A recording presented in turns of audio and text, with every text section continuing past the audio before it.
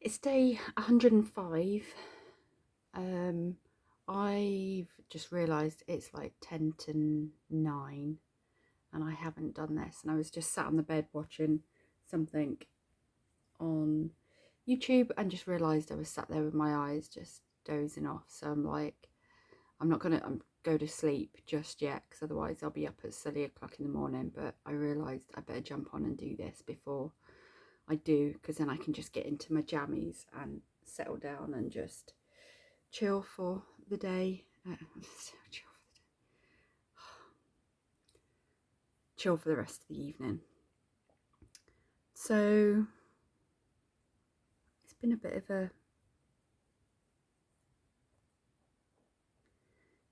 a weird day. It started off this morning with a message from my stepdad. About 8 o'clock, 8:15, he messaged asking if I am in contact with my sister. I haven't seen or spoke to my sister in over 20 years. There was a falling out just after I lost my dad. We're half sisters, so we both have the same mum, but she has a different dad. My dad, who passed away. And yeah, basically she said that if I went to my dad's funeral that we wouldn't speak again. And even though circumstances which I won't go into, I didn't actually attend, but we still never spoke again anyway. So yeah, anyway, so I have no idea where she is. She's never tried to contact me. I've never tried to contact her. I've always laid one of the things I've always kind of done is, if that's what someone wants to do, that's what someone wants to do. So I've respected her in the fact that, that's what she wanted. Like I said, I don't have the most amazing memories of growing up with my sister. She was very much someone that I looked up to and loved and adored, and I never felt that she ever really appreciated me as a sister. So anyway, I digress a bit.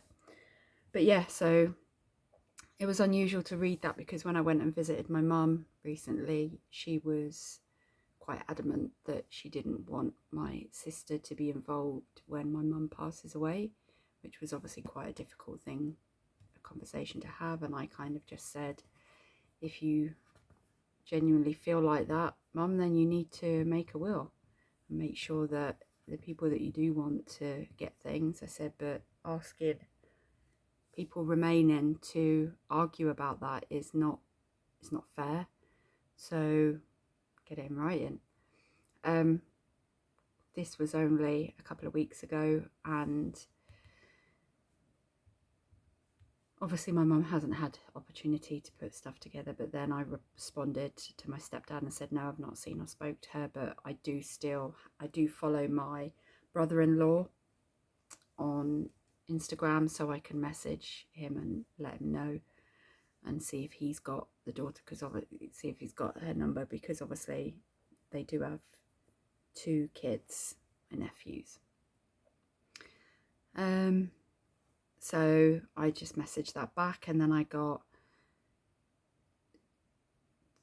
a reply to say that my mum's asked to try and get this message to Lisa, and he wasn't sure whether to send it or whether to change it, send it word for word or change it. And he sent me the message that my mum is trying to get to my sister, and it's basically saying goodbye.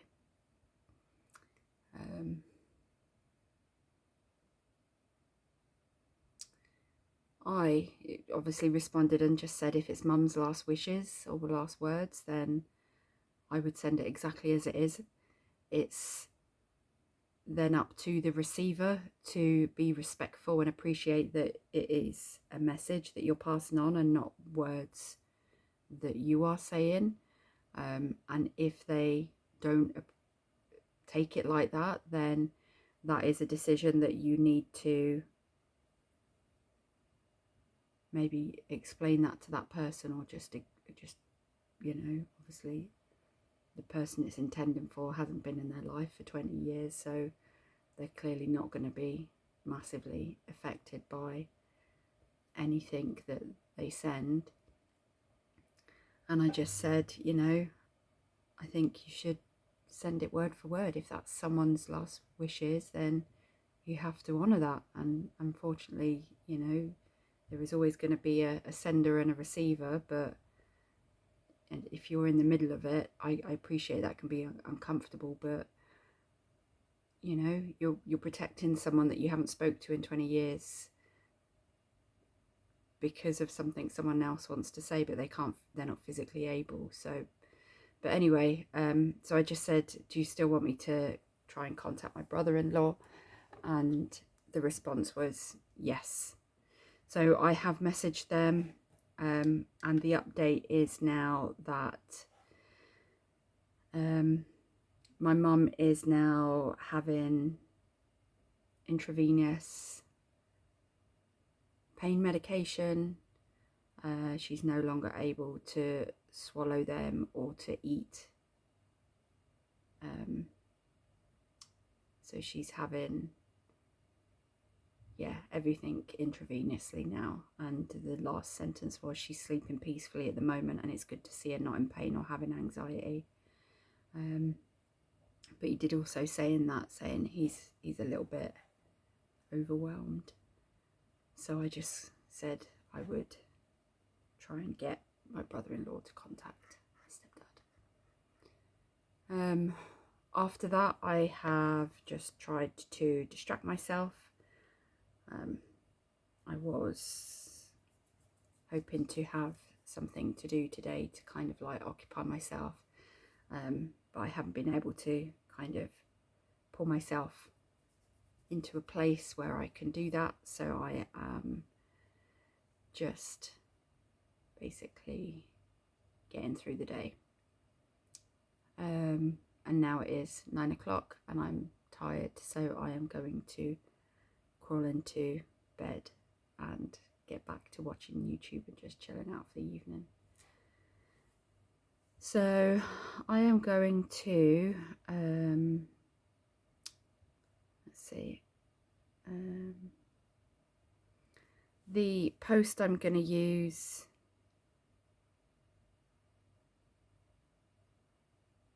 I thought was quite unusual, because I follow this account and their posts, their motivational posts, are usually extremely positive and kind of, and not that this isn't, but it's very much kind of not in this same light.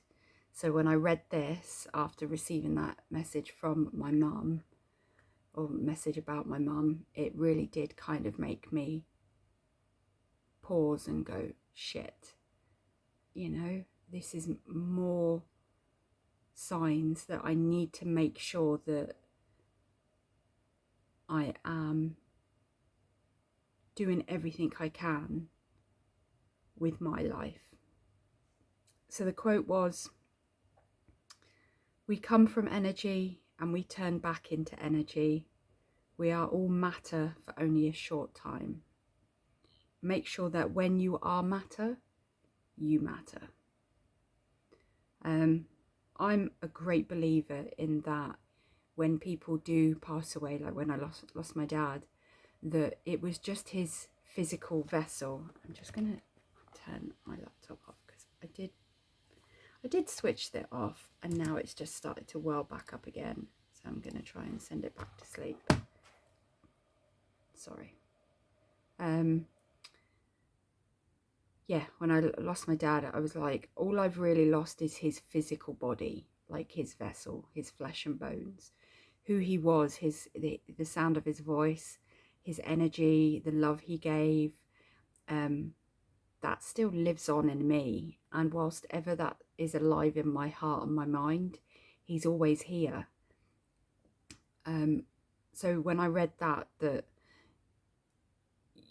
who you are, your essence, your soul, your spirit, your purest being, what makes you you, because blood and bones and muscles and tissue is just meat and bones.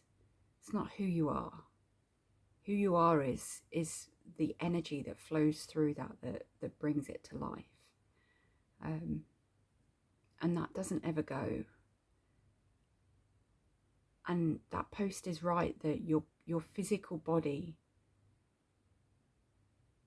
is only here for a limited time in this experience.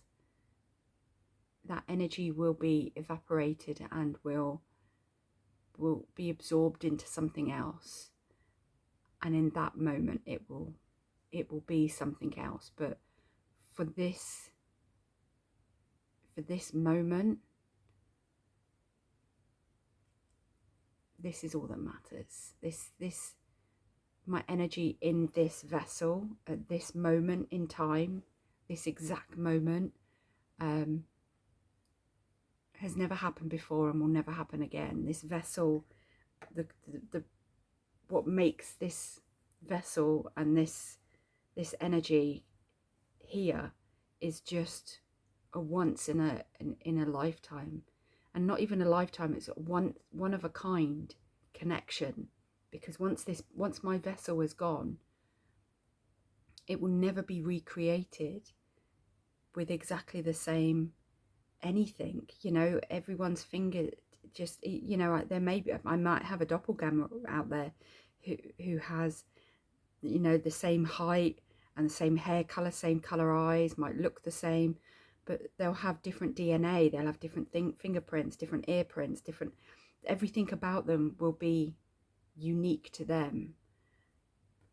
So in this short period of time that I have left on this planet, in this existence, in this moment in time, I will continue to embrace.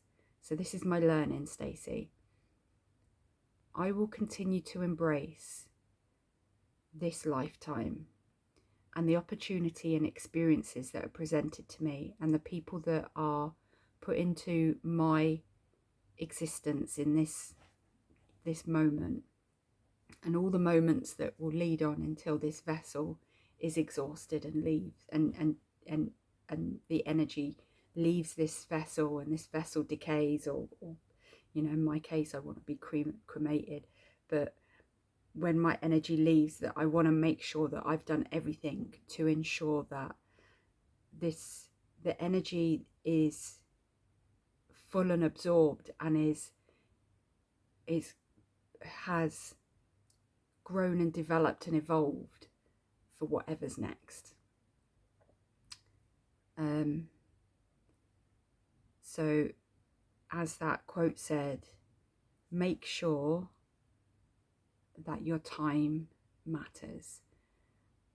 Make sure that you matter. Make sure that the people in your life that you care about know that they matter. Make sure that you are doing things that matter. That's it. I also, and again, I'm going to put this as my learning. You said something to someone earlier, because they messaged you and said, oh, I was gonna, because I'd said to them this morning after I got that message, like, I'm not in a great mood. I don't know this person very well. We haven't been talking for very long. There is a connection there. I really enjoy talking to them. Want to see where things go, and you know, explore that avenue. But obviously I'm quite conscious that I am still healing. I am still growing and learning as a person. I have goals that don't necessarily align with this person and what they want to do with their life. So I'm not looking, you know, to make any expectations but equally I am approaching it with a kind of open mind. And I think you don't come across many people that kind of listen and get you and stuff. So I always feel if you have a connection with someone, whether it's someone in the street, I've exchanged numbers with people in the street, of all ages and races and genders. It's not necessarily looking for a partner, but I've made random friends on holiday, in restaurants, at places. But yeah, and I've always believed that, that people cross your path for a reason. So, always embrace that. If you find someone that you connect with, embrace that.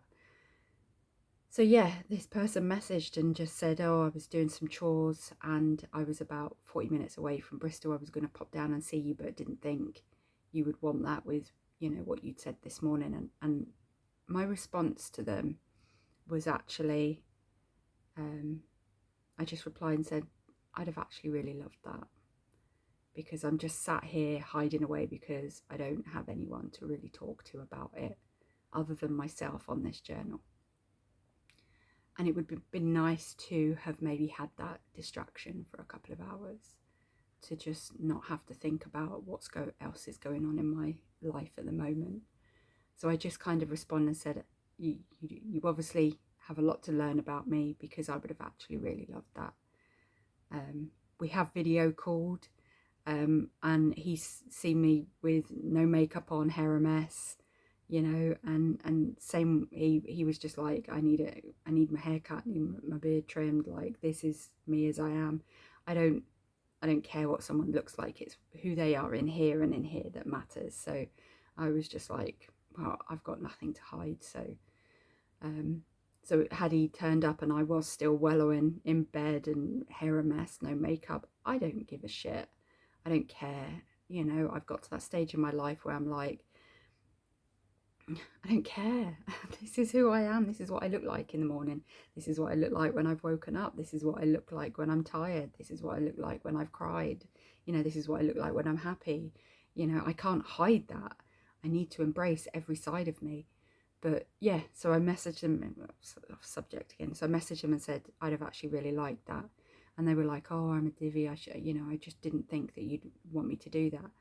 And my response to them was, you obviously need to learn to live authentically, which is to live doing what you want to do, and not try and predict how the other person is going to think or feel about it. Providing you're obviously being kind and thoughtful and generous, and you're doing something that a person hasn't outwardly said, I don't want you to do this, then why would you not do something that you want to do? If like, if someone said to me, I'm not feeling great, and I had the opportunity and I was passing through and I could go and drop by and visit them, I'd drop by and be like, hey, I'm outside, do you want to run and get a coffee? And then the worst they can say is, no, actually I don't. And I'll be like, okay, cool. And I'll turn around and leave and know that I followed what I felt in my heart. That's what I wanted to do. But there's also the opportunity that you might do that, and that might be exactly what that person needs, but they're just too afraid to ask. And that's what it was in this instance. Like, I would never have asked them to come down and see me, but had they said, I'm 40 minutes away, can I come and see you? I'd have, absolutely said, sure. So yeah, it just, when I said that to them, and I was like, shit, that's what it is. Living authentically is doing what's in your heart and your mind, and not worrying about whether that's going to be accepted or rejected, because some people will love it and some people will hate it. But trying to predict what that other person feels and choosing not to do what you want to do because of that, you're going to be wrong 50% of the time. But if you do what's in your heart every single time, you may still be wrong 50% of the time, but there will also be 50% of the time where you're right. And you won't ever have that if you try and predict what the other person thinks. And that was a real like, wow. I definitely need to start taking my own advice more. But anyway, that's my learning. So my happiness is that, God, it's tough to find something to be happy about and to be grateful for. On a day like today, with everything that's going on in my life, but more so, I think I need to make sure that I'm happy that I am able to verbalize these things and to ensure that I'm, no matter what's going on in my life, I am still working towards being a strong and positive and loving and caring person. So I'm happy that I have the skills to do that, whether that be a good heart or a strong-willed mind. You know, death is inevitable. None of us are getting out of this journey alive.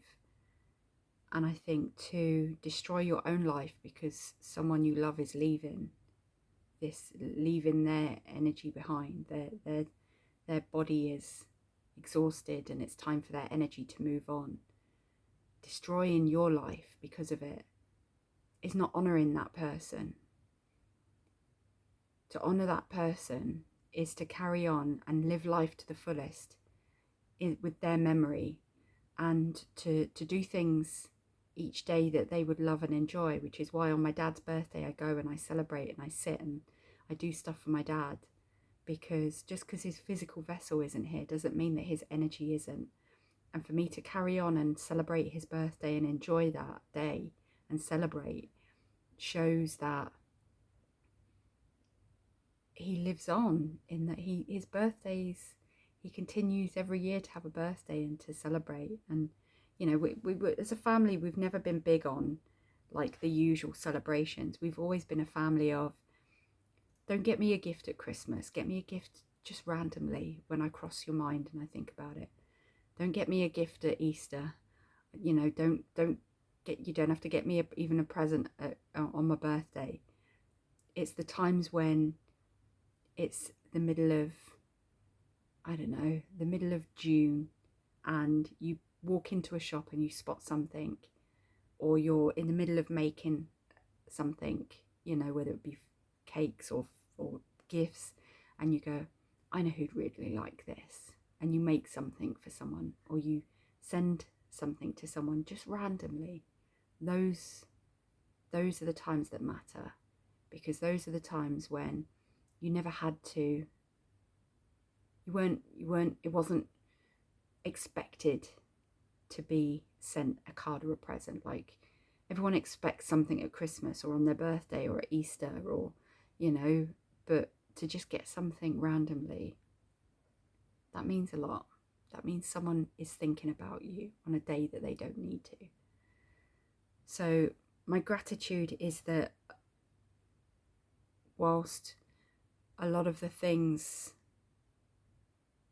that I've learned have come from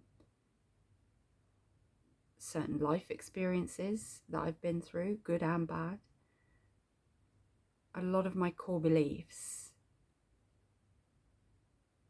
have come from my parents. My dad taught me kindness and empathy and compassion and love for all creatures. And my mum taught me resilience and what it is to be strong and independent and fierce and DIY. And both of those things are equally important. So that's it. So Stacey, I love you. I'm proud of you. Continue to be strong and brave, open, honest, loving, caring, kind, considerate, compassionate, graceful, humble,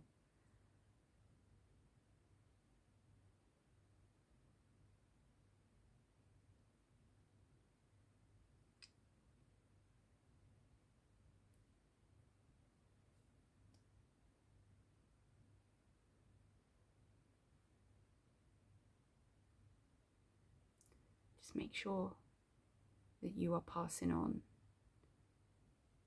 every opportunity to tell someone that they matter and to make your life matter. And that's all you can do to live a good life. Because I don't want to be sending messages like my mum wants to try and get to my sister when my time has come.